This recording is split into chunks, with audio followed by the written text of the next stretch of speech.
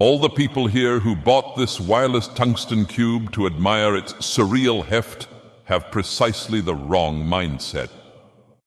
I, in my exalted wisdom and unbridled ambition, bought this cube to become fully accustomed to the intensity of its density, to make its weight bearable and, in fact, normal to me, so that all the world around me may fade into a fluffy arena of gravitational inconsequence. And it has worked to profound success. I have carried the tungsten with me, have grown attached to the downward pull of its small form, its desire to be one with the floor. This force has become so normal to me that lifting any other object now feels like lifting cotton candy or a fluffy pillow. Big, burly, manly men who pump iron now seem to me as little children who raise mere aluminum. I can hardly remember the days before I became a man of tungsten.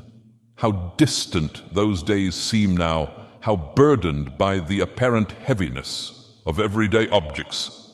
I laugh at the Philistines who still operate in a world devoid of tungsten, their shoulders thin and unempowered by the experience of bearing tungsten. Ha! What fools, blissful in their ignorance, anesthetized by their lack of meaningful struggle, devoid of passion. Nietzsche once said that a man who has a why can bear almost any how, but a man who has a tungsten cube can bear any object less dense, and all this talk of why and how becomes unnecessary. Schopenhauer once said that every man takes the limits of his own field of vision for the limits of the world. Tungsten expands the limits of a man's field of vision by showing him an example of increased density, in comparison to which the everyday objects to which he was formerly accustomed gain a light and airy quality. Who can lament the tragedy of life when surrounded by such lightweight objects? Who can cry in a world of styrofoam and cushions? Have you yet understood? This is no ordinary metal. In this metal is the alchemical potential to transform your world by transforming your expectations.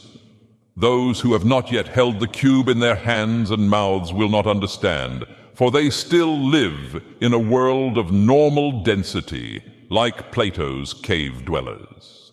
Those who have opened their mind to the density of tungsten will shift their expectations of weight and density accordingly.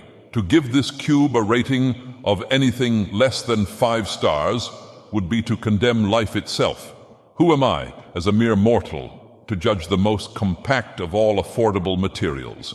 No, I say gratefully to whichever grand being may have created this universe. Good job on the tungsten.